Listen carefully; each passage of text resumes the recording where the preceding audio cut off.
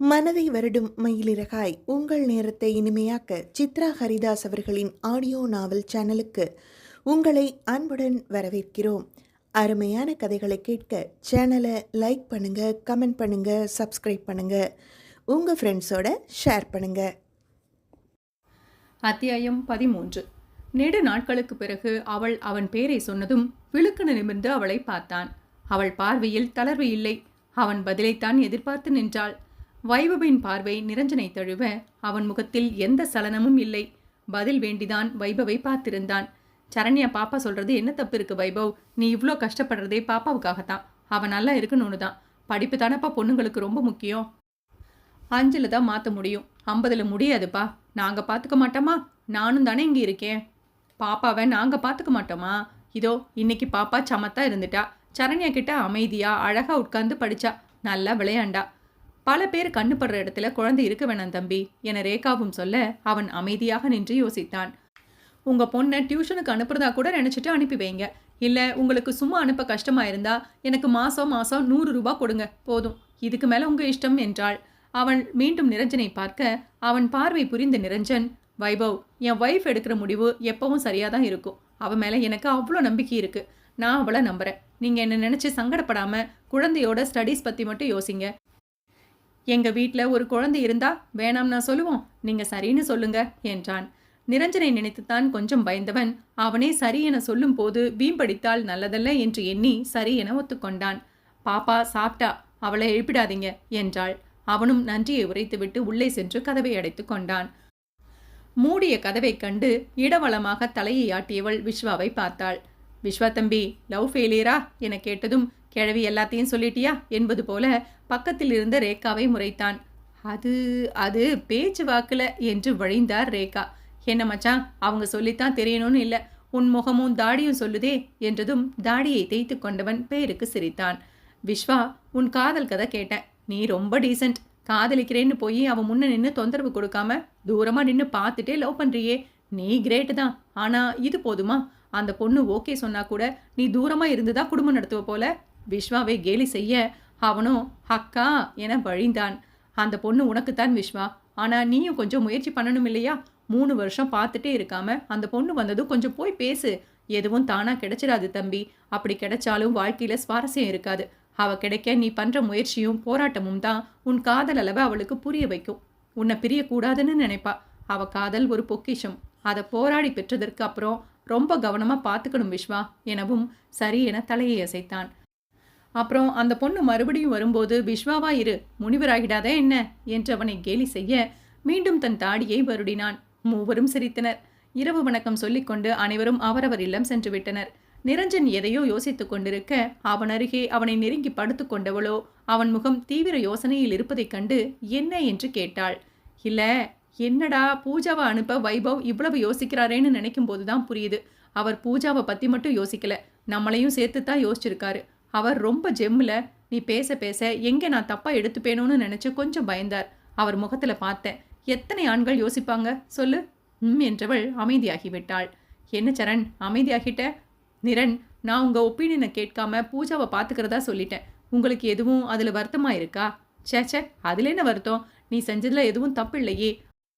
அந்த குட்டி பொண்ணோட நிலையத்தான் தினமும் பார்க்குறோம். ஏதோ நம்மால முடிஞ்ச உதவி, அவ்வளோதான். ஆனா ஏன் பணம் கேட்ட? அதான் கொஞ்சம் நெருடலா இருந்தது என்றான் அவளை அணைத்து கொண்டு. நீங்க வேற, பணம் கேட்டது தான் ஒத்துக்கிட்டாரு, இல்லைன்னா இன்னமும் முரண்டு பிடிச்சிருப்பாரு. பணம் என்ன, எனக்காகவா கேட்டேன்? அதுவும் பூஜாவுக்கு தான். அவ பேரை சொல்லி உண்டியல்ல போட்டுட வேண்டியதுதான் என்ற மனைவியின் கன்னம் தட்டியவனின் கைகள் கொஞ்சம் அத்துமீற பொறுக்கி என்றாள் செல்லமாக. பதறி எழுந்து அவள் முகம் பார்த்து சரண் என்றான். என்ன நிரன் சாதாரணமாக கேட்டாள். அவனோ தன்னை தவறாக நினைத்துவிட்டு அவ்வாறு சொன்னாலோ என்று பதற அவளோ குறும்புடன் அவனை பார்த்தாள். எதுக்கடி பொறுக்கின்னு சொன்ன? கண்ட இடத்துல கை போச்சுல, அதான் சொன்னேன். புருஷன் தானடி, கை வச்சா தப்பா? பொண்டாட்டி தானே, பொறுக்கின்னு சொன்னா என்ன தப்பு? புருவ முயற்சி கேட்க சற்று முன் கலவரமான அவன் முகம் நிதானமடைந்தது. அப்படி சொன்னா அதுக்கு தகுந்தாற் போலதான் நானும் நடப்பேன். அவன் அத்துமீற சுகமாய் ஏற்றுக்கொண்டு அவனுடன் இசைந்தாள். மகளை மெத்தையில் கிடத்திவிட்டு அவளுடன் அப்படியே படுத்துவிட்டான். ஒரு வேலையும் செய்யவில்லை, உடையையும் மாற்றிக்கொள்ளவில்லை, உணவும் எடுத்துக்கொள்ளவில்லை. அப்படியே படுத்துக்கொண்டான். அவன் எண்ணத்தில் இருவர் மட்டுமே இருந்தனர். அவனுக்கு நிரஞ்சனை பார்க்க பொறாமையாக இருந்தது. அவள் மேல் கோபமாக வந்தது. காதலை பற்றி அறிவுரை சொன்னவள் அன்று தன் காதலை ஏற்றுக்கொண்டிருந்தால் இந்நேரம் பூஜாவிற்கு அம்மாவாக இருந்திருப்பாள். ஏன் என் காதலை அவள் ஏற்கவில்லை என்ற ஆதங்கம் இன்று வரைக்கும் அவனுக்குள் அவள் மேல் கோபமாக இருக்கிறது. பூஜாவை இருக்க அணைத்தபடி கட்டிலில் அமர்ந்திருந்த நிரஞ்சனை கண்டு அதிர்ந்தாள் சரண்யா. நிரஞ்சன் என அழுத்தமாக கத்திக்கொண்டு அவன் அருகே கோபத்துடன் சென்றாள். அத்தியாயம் 14. திருச்சி மலைக்கோட்டை. வெயிலும் மறைந்து அதன் வெப்பமும் தணிந்து மாலை வேளை மெல்லத் தொடங்கிய நேரம். காற்றில் சிறிதளவு சீதளம் கலந்து வேகமாக வீசிக்கொண்டிருந்தது அவ்விடத்தில். உச்சிப்பிள்ளையார் திருச்சியில் மையத்தில் அமர்ந்து மக்களுக்கு அருள் புரிய அம்மக்கள் அவரை தரிசிக்க உள்ளே செல்வதும் வருவதுமாக இருந்தனர். இவர்கள் இருவரும் கோவிலுக்குள் செல்லாமல் மலையிலேயே அமர்ந்துவிட்டனர். இருவரும் வெவ்வேறு திசையை பார்த்தபடி அமர்ந்திருக்க இடையில் கல்யாண ஊர்வலம் வரும் அளவிற்கு இடைவெளி விட்டிருந்தனர். அவள் உச்சியில் இருக்கும் பிள்ளையார் கோவிலின் வாசலை வெறிக்க இவனோ உச்சியில் இருக்கும் வானத்தை வெறித்தான். இடையில் ஒரு வார்த்தை கூட அவர்களது திருவாயிலிருந்து மலரவே இல்லை. ஜனங்களின் ஓசைக்கு மத்தியில் இவர்களது மௌனம் மட்டுமே பேசிக்கொண்டிருந்தது. எதற்கு அழைத்து வந்தாய் என கேட்க அவளுக்கு தயக்கம். தன் காதலை அவளிடம் எப்படி சொல்ல என இவனுக்கும் தயக்கம். இருவருக்கும் இடைவெளி போல அவர்களது தயக்கமும் தேங்கி நிற்கிறது. பொது இடத்திற்கு வந்து காதலை எப்படி சொல்வது? காதலை சொல்லும் முன்பே பதில் கொடுத்து விட்டாள். மீண்டும் காதல் என்றால் என்ன சொல்வாளோ? திட்டினாலும் அடி வாங்கினாலும் சொல்ல வேண்டிய விஷயம்தானே. அதற்கு தானே அழைத்து வந்திருக்கிறேன். அவள் வர ஒத்துக்கொண்டதே அபூர்வம். இப்படி பேசாமல் நின்றால் கோபத்தில் போய்விடுவாளோ? எப்படி ஆரம்பிப்பது? உன்னை பற்றி அனைத்தும் தெரியும். அதை பற்றி கவலை இல்லை. திருமணம் செய்து கொள்வோம் என்றா என தனக்குத்தானே கேட்டுக்கொண்டு துப்பியும் கொண்டான். எப்படி பேச்சை ஆரம்பிப்பது என்று தனக்குள் கேட்டுக்கொண்டவனுக்கு எப்படி அவளை அழைக்க தைரியம் வந்ததோ அப்படியே அவளிடம் பேசியும் விடு என மனம் தைரியம் கொடுக்க அவளிடம் பேசியதை சற்று சிந்தித்து பார்த்தான். அன்று கயலும் விஜயும் வந்து பேசிவிட்டு போனதையும் எண்ணி பார்த்தான். கயல் காயத்ரியின் வாழ்க்கையில் நடந்த கோரத்தை சொன்னதும் இவனுக்கு என்னவோ ஆயிற்று. தனக்கே நேர்ந்தது போல ஒரு வலியை கண்டான் இதயத்திற்குள். அவள் கற்பழிப்பு என்ற பேரில் கலங்கப்படுத்தினாலும் அவள் இன்னும் கறந்த பால்தான். துளசி செடியாக தூய்மையோடுதான் இருக்கிறாள். அவளை களங்கமாக பார்க்க மனம் நினைக்கவில்லை. நினைக்கவும் முடியாது. வடிய இருந்த கண்ணீரை உள்ளிழுத்து கொண்டான். அவளை எப்படி மாத்துறதுன்னு எங்களுக்கு தெரியல விஸ்வா. ஆனா அவ அப்படி இருந்தா நான் என் அப்பாவையும் இழந்துடுவேணும்னு பயமா இருக்கு. அவகிட்ட என்னால என் பயத்தையும் சொல்ல முடியல. தப்பா எடுத்துப்பாளோன்னு வேற நினைக்க தோணுது. என்னால 2 பேருக்கும் நடுவுல போராட முடியல விஸ்வா. அவளை பத்தின கவலை அப்பாவை அதிகம் பாதிக்குது. அப்பாவுக்காக அவளை கல்யாணம் பண்ணிக்க சொல்றது சரியில்லை. அவளே கல்யாணத்துக்கு சம்மதிச்சாலும் இந்த உண்மை தெரிஞ்சு யார் கல்யாணம் பண்ணிக்க வருவா? அப்படியே கல்யாணம் ஆனாலும் அடுத்து அவ வாழ்க்கை நிம்மதியா இருக்கணும். அது கொஞ்சம் குழஞ்சாலும் அவ வாழ்க்கையே நிம்மதி இல்லாம அழிஞ்சு போயிடும். பல எண்ணங்களை போட்டு குழம்பி போயிருக்க விஸ்வா. ஏகப்பட்ட கவுன்சிலிங் இருந்தும் அவ முடிவில் மாற்றம் இல்லை. இப்போ நீங்க கூட இந்த உண்மை தெரிஞ்சதுக்கு அப்புறம் என்ன நினைப்பீங்க? இவளை கல்யாணம் பண்ணிக்க நினைப்பீங்களா? அவளை காதலிக்கிற நீங்க இந்த உண்மை தெரிஞ்சதும் அவளை எப்படி நினைப்பீங்க? உங்களால இப்பவும் அவளை காதலிக்க முடியுமா? சொல்லுங்க விஸ்வா என்ற கயல் உண்மை தெரிந்ததும் அவனது எண்ணத்தை அறிய முயன்றாள். கலகலப்பாக பேசி அனைவரையும் சிரிக்க வைக்கும் காயத்ரிக்குள் இப்படி ஒரு சோகம் வலி இருப்பதை புனிதாவால் ஜீரணிக்க முடியவில்லை. அவளுக்கு ஒரு நல்லது நடக்க வேண்டும் என்று மனதளவில் வேண்டிக் கொண்டாள். அவளுக்கு நல்ல துணை விஸ்வாதான். ஆனால் அவனுக்கு மனசும் வாழ்க்கையில் சில எதிர்பார்ப்புகளும் இருக்குமே. காதலித்த காரணத்துக்காக அவளை ஏற்றுக்கொள்ள வேண்டும் என்று எந்த கட்டாயமும் இல்லை. கட்டாயம் செய்யவும் முடியாது. இருப்பினும் அவனது காதல் வெறும் பொழுதுபோக்கிற்குத்தானா, இல்லை உண்மையானதா? அவன் பதிலில்தான் உள்ளது என்று எண்ணியவள் அவனது பதிலுக்காக காத்திருந்தாள். அமைதியாக இருந்த விஸ்வா தன் மௌனத்தை உடைத்து, நான் தியாகியெல்லாம் கிடையாதுக்கா என்றான். அவனது பேச்சு மூவருக்கும் ஒரு மாதிரியாகிவிட்டது. கயலும் விஜயும் ஒருவரை ஒருவர் பார்த்து கொண்டனர். அதுக்காக காதலிச்ச பொண்ணுக்கு இப்படி நடந்திருக்குங்கிற உண்மை தெரிஞ்சதும் ஏதோ ஒரு காரணத்தை சொல்லி கழட்டி விட்டுட்டு போற அளவுக்கு மனசாட்சி இல்லாதவனும் நான் இல்லக்கா. விபத்து நடந்து உடல்ல ஏதோ ஒரு பகுதி சேதாரமானது போலதுதான்க்கா இதுவும். இதுக்காக நான் அவளை விட்டுட்டு போனா நான் மனுஷனே இல்லை. என் பாட்டி என்னை அப்படி வளர்க்கவும் இல்லை. நான் எப்பவும் காயத்ரியை காதலிச்சுட்டே இருப்பேன். அவங்க ஏற்றுக்கிட்டாலும் இல்லைனாலும் என் காதலை ஏற்றுக்கிட்டா காதலனா தோள் கொடுப்பேன், இல்லைனா நண்பனா தோள் கொடுப்பேன். காரணத்தை சொல்லி விட்டுட்டு போக மாட்டேன். அவங்கள மாற்றணும்னு நினைக்கிற உங்கள் போராட்டத்தில் நானும் சேர்ந்துக்கிறேன்க்கா. காயத்ரி எனக்கு கிடைப்பாளா இல்லையான்னு எனக்கு தெரியாது. ஆனால் அவளுக்கு ஒரு நல்ல துணையாக இருந்து மாற்ற முயற்சிக்கிறேன்க்கா என்றான். விஜய் எழுந்து அவனை அணைத்து கொண்டான். என் தம்பியும் அவளை விரும்பினதா தான் சொன்னான். ஆனால் இது போல அவன் அவளுக்கு ஆறுதலாக இருக்கணும்னு நினச்சிருக்கவே மாட்டான். காயத்ரிக்கு சரியான துணை நீங்கள் மட்டும்தான் விஸ்வா என்றான். அது நீங்கள் சொல்கிறத விட காயத்ரி சொன்னால் நல்லா இருக்கும். அவங்க சொல்வாங்களான்னு தெரியாது. நான் நல்ல துணையா இருப்பேன் என்றான் கயலை பார்த்து. நாளைக்கு வந்துடுவா. நீங்க அவகிட்ட பேசுங்க. அப்பா கிட்ட உங்களை பத்தி சொல்லணும். என்னதான் அவ வாழ்க்கையில சில ஆண்களால பாதிக்கப்பட்டாலும் சில ஆண் தேவதைகளால அவ வாழ்க்கை மாறத்தான் போகுது என்றால் விஜயையும் சேர்த்து. அதை புரிந்து கொண்ட அவனும் அவளை தோளோடு அணைத்து கொண்டான். இருவரும் அங்கிருந்து கிளம்பிவிட புனிதா அவன் அருகே வந்தாள். நிறைய தடவை காயு மேல கோபப்பட்டிருக்கேன். உங்களை ஏன் அவ திரும்பி கூட பார்க்க மாட்டேங்கிறான்னு. 3 வருஷமா காதலிக்கிற மனுஷன்கிட்ட வெறுப்பு காற்றாளே. ஆனா எந்த பொண்ணும் அவ இடத்துல இருந்தா அப்படித்தானே இருப்பாங்க. பிசிக்கலா அவங்க கடந்து வந்தாலும் மென்டலா அந்த பாதிப்பு இருக்கத்தானே செய்யும். அதிலிருந்து கடந்து வர்றது தான் பெரிய போராட்டமே. அதுக்கு நாம துணையா இருக்கணும். அவ மனசை மாத்தி உங்களை காதலிக்க வச்சிருவீங்களா விஸ்வா? காதலிக்க வச்சிருவேனா இல்ல காதலிப்பாங்களா அடுத்த விஷயம். அதை பத்தி இப்போ எனக்கு கவலை இல்லை. அவங்க என்ன நட்பாவது ஏத்துக்கணும். என்னால முடிஞ்ச அளவு அவங்கள மாத்தணும். அதுக்கப்புறம் அவங்க என்னை ஏத்துக்கிறதும் ஏத்துக்காததும் அவங்க இஷ்டம் என்றவனை ஆச்சரியமாக பார்த்தாள். என்னாச்சுங்க? ஒண்ணுமில்ல. உங்க எண்ணமும் காதலும் வெற்றியடைய வாழ்த்துக்கள் என்றாள். அவனும் சிரித்து கொண்டே தன் நன்றியை உரைத்தான். இரவு முழுக்க அவனுக்கு தூக்கமில்லை. அவளை எப்படி அணுகுவது என்றுதான் யோசனை. மறுநாளும் அவளை காணும் வரை அவ்வோசனை நீடிக்க புவனும் நரேனும் அவனை கேலி செய்து கழித்தனர். வைபவ் தான் அவனுக்கு தைரியமும் நம்பிக்கையும் ஊட்டினான். 10 நாட்கள் தன்னவளை காணாது பாச நோயில் விழுந்தவனுக்கு மருந்தாளினியாக லாவெண்டர் ஸ்கூட்டியில் வந்தாள். தூரத்திலேயே அவன் நிற்கிறானா என கடையின் வாயிலை அவனை தேட அவனோ இல்லை.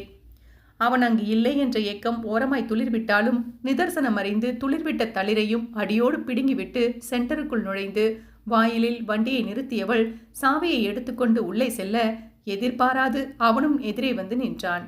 சென்டரிலிருந்து வெளியே வந்து அவள் முன்னே நின்றான். அவளுக்கோ என்ன செய்வதென்றே தெரியவில்லை. பல முறை அவளை நெருங்கி இருக்கிறான் தான். ஆனால் இதுபோல் இல்லை. அவள் முன்னே வந்து நின்றதும் அவளுக்கு பேரதிர்வு. அதை மறைக்க முயன்றாள். பாவம், அவளது மாற்றத்தை அவன் கண்டு கொண்டான். எப்படி இருக்கீங்க? அன்னைக்கு நீங்க கோபமா போனதும் பயமாயிடுச்சுங்க. அடுத்த நாள் வேற நீங்க வரல. உங்களுக்கு என்னாச்சோ ஏதாச்சோன்னு படபடப்பா இருந்துச்சுங்க. இந்த 10 நாள் உங்களை பத்தி எதுவும் தெரியாம தவிச்சு போயிட்டேங்க என்று மெய்யாக வலியுடன் விழித்தவனை வெறித்தவள், என்ன நினைச்சு நீங்க ஏன் தவிச்சு போகணும்? என்ன நினைச்சு நீங்க ஏன் கவலைப்படணும்? நீங்க யார் எனக்கு என காட்டமாக கேட்டாள். தெரிஞ்சுக்கிட்டே கேட்குறீங்க. சரி இருக்கட்டும். நான் யாரு உங்களுக்கு? எதுக்கு உங்களுக்காக தவிச்சிட்டு இருக்கேன்? இதெல்லாம் நீங்க தெரிஞ்சுக்க எனக்காக ஒரு மணி நேரம் தருவீங்களா? வெளியே எங்கேயாவது போய் பேசலாமா என கேட்டுவிட அவளோ இவன் விஸ்வாதானா என்ற ரீதியில் விழிகளை விரித்து பார்த்தாள். வாசலில் நின்று பார்ப்பதோடு சரி, இப்படி வந்து பேசுவான் என்று அவள் எதிர்பார்த்திருக்கவில்லை. அவளது ஆச்சரியம் முகத்தில் கண்டு உள்ளுக்குள் பரவசம் கொண்டாலும் வெளியே காட்டாது அவளின் பதில் வேண்டி நின்றான். எதுக்கு வெளியில போய் பேசணும்? உங்களை பத்தி எதுவும் தெரிஞ்சுக்க எனக்கு இஷ்டம் இல்லை. என்னால எங்கேயும் வர முடியாது. ஆளை விடுங்க என்று நகர இருந்தவளை மறித்து நின்றான். என்னங்க இப்படி மாத்தி மாத்தி பேசுறீங்க? இப்பதான் எதுக்கு தவிச்சீங்க? ஏன் எனக்காக கவலைப்படுறீங்கன்னு கேட்டீங்க. இப்போ என்ன வேணான்னு சொல்றீங்க? என்னங்க உங்க பிரச்சனை? இங்க பாருங்க. உங்களை தனியா கூட்டிட்டு போய் ஒன்றும் பண்ண மாட்டேன். உங்களுக்கு என் மேல சந்தேகம்னா பொது இடத்திலேயே நம்ம விஷயத்தை பத்தி பேசலாம். ஆனா நான் பேசணும், நிறைய சொல்லணும். நான் தவிச்ச தவிப்ப சொல்லணும். உங்களை பார்க்காம நான் கண்ட வழியை உங்களுக்கு உணர்த்த முடியாம எவ்வளோ கஷ்டப்பட்டேன்னு சொல்லணும். ப்ளீஸ், எனக்காக. வெளியே வர விருப்பம் இல்லைன்னா சொல்லுங்க. இங்கே இப்பவே கூட சொல்றேன். நீங்க கேட்கிறீங்களா என்றதும் அவளோ அவனது அதிரடி பேச்சில் ஆடி போயிருந்தவள் அவனது பேச்சை தவிர்க்க முடியாமல் தவித்தாள். விட்டால் இங்கேயே பேசிவிடும் நிலையில் அவன் இருக்க வேறு வழி இல்லாமல் வெளியே செல்ல முடிவெடுத்தாள். சரி, ஈவினிங் 1 மணி நேரம் பெர்மிஷன் போட்டுட்டு வரேன், பேசலாம் என்றாள். ஓகே, கோவிலுக்கு போகலாம். முதல் முறையா அவுட்டிங் போறோம், கோவிலுக்கே போகலாம் என்றான். அவளோ தன் சிறிய கண்களை அகல விரித்து என்ன என பார்க்க, உங்களுக்கு இல்லை எனக்கு தான், அதான் அப்படி சொன்னேன். ஈவினிங் வெயிட் பண்ணுறேங்க, போகலாம் என்றான். என் வண்டியில் தான் வருவேன் என்றாள். ஓகேங்க, நீங்கள் வரேன்னு சொன்னதே பெருசு. இதெல்லாம் இப்போ எதிர்பார்க்க மாட்டேங்க. ஆனால் ஒரு நாள் என் வண்டிக்கும் அந்த பாக்கியம் கிடைக்கும். ஈவினிங் பார்க்கலாம் என்று அவளை கடந்து சென்றான். இன்னமும் அவளால் நம்ப முடியவில்லை. அவனை நினைத்தும் தன்னை நினைத்தும் பெருமூச்சு விட்டபடி உள்ளே போனாள். மாலை அவன் சொன்ன நேரத்திற்கு முன்பே வெளியே வந்தவள் வண்டியை எடுக்க இவனும் சரியாக வந்து புன்னகையுடன் பார்த்துவிட்டு வண்டியை எடுத்தான். இருவரும் உச்சிப்பிள்ளையார் கோவிலுக்கு வந்து அமைதியாக நின்றிருந்தனர். இருவரும் பேசாது நின்றிருந்தனர். முதலில் அவன்தான் இருவரது மௌனத்தையும் கலைத்து, நான் உங்களை என்று இவன் ஆரம்பிக்க அதற்குள் சீற்றம் கொண்ட அவளோ, என்னை காதலிக்கிறேன்னு சொல்ல போறீங்களா? என்னை கல்யாணம் பண்ணிக்கணும்னு ஆசைப்படுறீங்க அதானே? ஆனா நீங்க காதலிச்சு கல்யாணம் பண்ணிக்க போற நான் மற்ற பொண்ணுங்களை போல சுத்தமானவே இல்லை. 5 பேரால கற்பழிக்கப்பட்டு கற்பை இழந்தவ. இவளை கட்டிக்க உங்களுக்கு சம்மதமா என்று கோபத்தில் கத்தியவளை அசையாது பார்த்து நின்றான். அத்தியாயம் 15. சற்று முன்வரை அமைதிக்கு பெயர் போனவளைப் போல சாந்தமாக நின்ற காயத்ரி திடீரென சுழற்றியடிக்கும் புயல் போல சீற்றம் கொண்டு அவனிடம் கத்துவதைக் கண்டு காரணம் புரியாமல் அவளை பாவம் போல பார்த்து வைத்தான் விஸ்வா. அவளது பதிலை இவ்வாறு சொல்வாள் என்று அவன் எதிர்பார்க்கவில்லை. ஏற்கனவே அறிந்த உண்மை என்றாலும் அவள் சொன்ன விதம் அவனுக்குள் வலியை சுரந்தது. கைகளை கட்டிக்கொண்டு அவள் பேசட்டும் என்று நின்றிருந்தான். அமைதியாக இருந்தவளை தூரமாக நின்றிருந்த ஒருவன் இவளை கேவலமாக பார்ப்பதும் கண்ணடிப்பதும் உதடு கடிப்பதுமாக கோவிலுக்கு வந்தும் அவன் தன்னை நோக்கி செய்யும் ஈனச் செயலைக் கண்டு கொதித்து போனவள் தன் கோபத்திற்கு பக்கத்தில் நின்றவனை வடிகாலாக்கினாள் காயத்ரி. அவன் சென்றுவிட அதே நேரம் பேசத் தொடங்கிய இவனுக்கு காரமாக பதில் வந்தது. என்ன லவ் பண்ணேன்னு சொல்ல போறீங்க, கல்யாணம் பண்ணிக்க ஆசைப்படுறேன்னு சொல்ல போறீங்க, அதானே? அதான் அன்னைக்கே என் பதில உங்ககிட்ட சொல்லிட்டேனே, இன்னும் ஏன் அதையே நினைச்சிட்டே இருக்கீங்க? தேவையில்லாம என் மேல ஆசையை வளர்த்துக்கிட்டு அதுக்காக ஃபீல் பண்ணிட்டு இருக்காதீங்க. என்னை பத்தி தெரிஞ்சா உங்களுக்கு என்ன கல்யாணம் பண்ணிக்க என்ன காதலிக்க கூட தோணாது. காதல்னு சொல்லி நேரத்தை வேஸ்ட் பண்ணாம போய் வேற வேலையை பாருங்க சார் என்று கத்திவிட்டு செல்ல இருந்தவளை முன் சென்று கை நீட்டி மறைத்து தடுத்து நிறுத்தினான். என்ன நீங்களா ஏதோ ஒன்று சொல்லிட்டு நீங்களா முடிவு பண்ணிட்டு போறீங்க?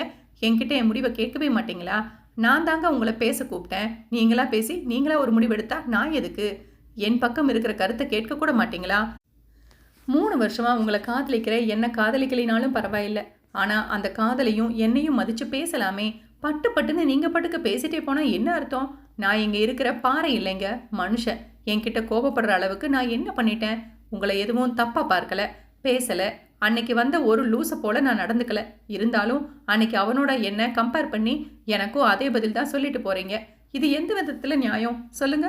அவனும் சீர இவளுக்குத்தான் தன் தவறு புரிந்தது. யாரோ எவனோ ஏதோ செய்துவிட்டு போக பாவம் இவன் மேல் கோபத்தை கொட்டிவிட்டோம் என்று தாமதமாகத்தான் இவளுக்கு புரிந்தது. அன்று செய்த அவளது தவறும் இன்றுதான் ஞாபகத்திற்கு வந்தது. தலை குனிந்தவள் தன்னைத்தானே உள்ளுக்குள் கடிந்து கொண்டு விழி உயர்த்தி அவனை பார்த்தாள். அவனோ முறைப்புடன் அவளைத்தான் பார்த்திருந்தான். சாரி என்றாள் சிறுத்த குரலில். எதுக்கு என அசட்டையாக கேட்டான். உங்க மேல கோபப்பட்டு கத்துனதுக்கு. எதுக்கு கோபப்பட்டீங்க? எதுக்கு சாரி கேட்குறீங்க? ஏன் நிமிஷத்துக்கு நிமிஷம் மாறிக்கிட்டே இருக்கீங்க? என்ன பிரச்சனை உங்களுக்கு? என் பிரச்சனை எதுக்கு உங்களுக்கு? நான் உங்ககிட்ட கோபப்பட்டது தப்பு, அதுக்கு சாரி கேட்டேன், அவ்வளோதான். வேற எதுவும் கேட்காதீங்க. என்ன நான் போகணும் என்றால் பிடித்த பிடியில். என்னங்க சும்மா போகணும்னு சொல்லிட்டு இருக்கீங்க? பேசதானே வர சொன்னேன். ஆனால் என்னை நீங்கள் பேசவே விடலையேங்க. இப்போ போறேன்னு நிற்கிறீங்க. நானே 3 வருஷமா என் காதலை சொல்ல முடியாமல் தவிச்சிட்டு இருக்கேன். கிடைச்ச இந்த நேரத்தில் சொல்லணும்னு நினைக்கிறேன். காலில் சுடுதண்ணி ஊத்துனது போல போகணும்னு நிற்கிறீங்க. என்னங்க என்றான். நூதலை தேய்த்து கொண்டு சலிப்பாக அவனை பார்த்தவள், எதை சொல்லணும்னு என்ன வர சொன்னீங்களோ அதை சொல்லுங்க என்றாள் கடுப்புடன். அவனோ சிரித்து கொண்டே, இன்னமும் நான் என்ன சொல்ல வரேன்னு உங்களுக்கு புரியலையா? இல்லை தெரிஞ்சுட்டே என் வாயால சொல்லணும்னு நினைக்கிறீங்களா என கேட்டு வைக்க அவனை தீயாக முறைத்து வைத்தாள். ஓகே கூலுங்க. நானே சொல்கிறேன். நீங்கள் சொன்னது போல உங்களை காதலிக்கிறேன். உங்களை கல்யாணம் பண்ணி உங்கள் கூட வாழணும்னு ஆசைப்படுறேன். என்னால் என் சக்திக்கு ஏற்றது போல உங்களை நல்லா வச்சு பார்த்துப்பேன். ஒரு காலம் உங்களுக்கு என்னால் வலியோ கஷ்டத்தையோ கொடுக்க மாட்டேன். ப்ளீஸ் என் காதலை பற்றி யோசிங்க, என்னை பற்றி யோசிங்க. உங்களுக்கு கண்டிப்பாக அவகாசத்தை கொடுக்குறேன். எடுத்துட்டு நல்ல பதிலாக சொல்லுங்க என்று 3 வருடமாக சுமந்த பாரத்தை இறக்கி வைத்தான். உங்கள் அவகாசம் எனக்கு தேவையில்லை. இப்போவே என்னோட பதிலை சொல்லிடுறேன். எனக்கு காதல் கல்யாணம் இதிலெல்லாம் விருப்பம் இல்லை. என்னை இனி தொந்தரவு செய்யாமல் உங்கள் வழியை பார்த்து போங்க என்று கையெடுத்து கும்பிட அவன் அப்படியே பதிலேதும் உரைக்காமல் நின்றான். அவ்வாறு நிற்கும் அவனை நிமிர்ந்து பார்த்தாள். அவளை வெறிக்கும் கண்களை பார்த்து தலை குனிந்து கொண்டாள். ஏன் அதில் விருப்பம் இல்லைங்கிற காரணத்தை தெரிஞ்சுக்கலாமா? அதை தெரிஞ்சுட்டு என்ன பண்ண போறீங்க? உள்ளுக்குள்ளே குடஞ்சிட்டு இருக்கிற கேள்விக்கு பதில் தெரிய வேணாமா? பதில் தெரியாமல் நான் பைத்தியக்காரன் போல சுத்தணும்னு நினைக்கிறீங்களா? உங்களுக்கு என்னங்க கல்மனசா? விருப்பம் இல்லைன்னு சொன்னால் உடனே ஓகே சொல்லிட்டு போக. நேத்தினைக்கு உங்களை காதலிக்கல, 3 வருஷமாக காதலிக்கிறேன். இதுக்கு காரணம் தெரியாமல் என்ன நான் நினச்சிக்கிறது? பதில் சொல்லுங்க என அவளை விடாது கேள்வி கணைகளால் வளைத்தான். ஓ, தெரிஞ்சா போயிடுவீங்களா? காரணம் தானே, தெரிஞ்சுக்கோங்க. 5 பேர் என் உடம்ப சீரழிச்சிட்டு போயிட்டானுங்க. இது கெட்டு போன உடம்பு. நான் கெட்டு போனவ. இந்த கெட்டு போனவளை கல்யாணம் பண்ணிப்பீங்களா? கெட்டு போன இந்த உடம்போட உங்களால் வாழ முடியுமா? சீற்றமாக வந்து விழுந்தன வார்த்தைகள். அவள் கண்கள் முழுக்க வலியும் வேதனையும் சூழ்ந்திருந்தன. உடல் நடுங்க அவன் முன் நின்றிருந்தாள். அவளை பார்க்க பாவமாக இருந்தாள். அனைத்து ஆறுதல் சொல்ல எண்ணியது மனது. கைகளை கட்டிக்கொண்டு கட்டுக்குள் வைத்திருந்தான்.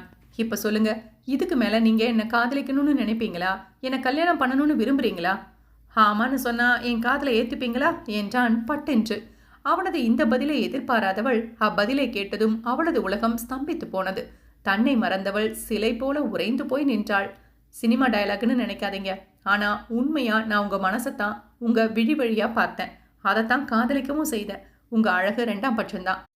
உங்க மனசு சுத்தம் போதும், உங்க உடம்பு சுத்தம் தேவையில்லை. நான் தான் 90s கிட்ஸ்னு காதலை சொல்ல தயங்கி இந்த 2Kல 3 வருஷத்தை வேஸ்ட் பண்ணிட்டேன்னா, நீங்க 80s பொம்பளைங்க போல கற்பு முக்கியம், கற்பு போன கெட்டு போனவன்னு பேசுறீங்க. டேட்டிங்னு எல்லாத்தையும் முடிச்சுட்டு கல்யாணம் வேற ஒருத்தர் கூட பண்ற காலங்க இது. இதை உதாரணமா சொல்றேன்னு தப்பா நினைக்காதீங்க. ஆனா உங்களுக்கு நடந்தது ஒரு விபத்து. அது ஏன் புரியல உங்களுக்கு?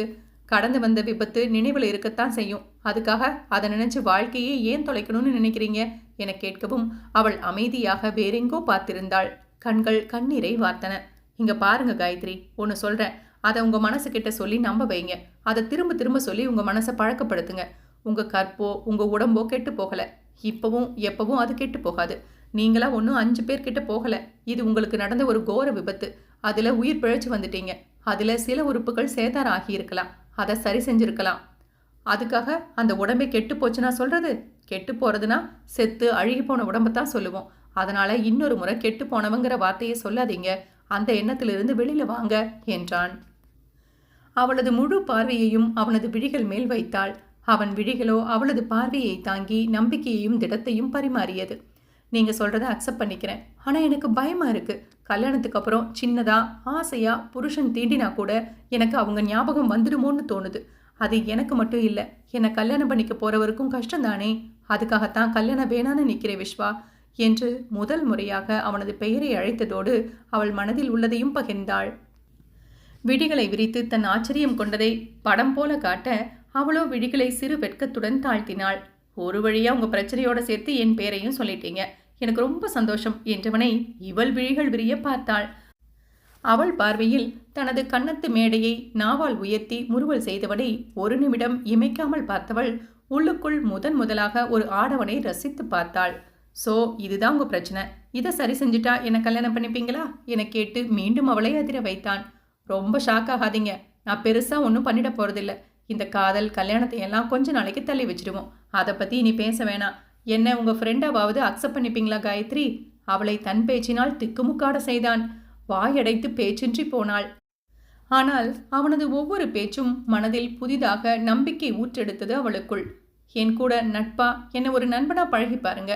என்னை உங்களுக்கு ஒரு வேலை பிடிச்சிருந்தா முழுசா நம்புனீங்கன்னா, என்னோட சிறு சிறு தொடுகையும் உங்களுக்கு அருவருப்பு கொடுக்கலைனா, உங்க மனசு இவனை காதலிக்க முடிவு பண்ணினா சொல்லுங்க, கல்யாணம் பண்ணிக்கலாம். இல்ல என்னால முடியாது, எனக்கு நம்பிக்கை வரல, இது வேண்டான்னு நினைச்சா சரி இருக்கட்டும், நாம நல்ல நண்பர்களா கடைசி வரைக்கும் இருப்போம். என்ன சொல்றீங்க? என் நட்பையாவது ஏத்துக்கோங்க காயத்ரி ப்ளீஸ் என கெஞ்ச, அவனது பேச்சில் அவளை மொத்தமாக கவிழ்த்தது தெரியாத அவனும் அவன் பால் சாய்ந்து விட்டதை அறியாத அவளும் மௌனமாக இருந்தனர். மீண்டும் அவனே, நண்பன்னு சொல்லிட்டு எல்லையெல்லாம் மீற மாட்டேன், காதல் புராணத்தை பேச மாட்டேன், முக்கியமா உங்களுக்கு நடந்த விபத்தை பத்தி மூச்சு விட மாட்டேன், அதை எப்பவும் சொல்லி காட்ட மாட்டேன். நைட்ல கொஞ்ச நேரம் வாட்ஸ்அப் மெசேஜ், கொஞ்ச நேரம் ஃபோன்ல பேசணும். வேலைக்கு வர்றப்போ வீட்டுக்கு போறப்போ ஒரு ஹாய் பாய். மாசத்துக்கு ஒரு நாள் கோவில், ஒரு நாள் பார்க் இல்ல மால் போகலாம். இவ்வளோதானுங்க கேட்குறேன்.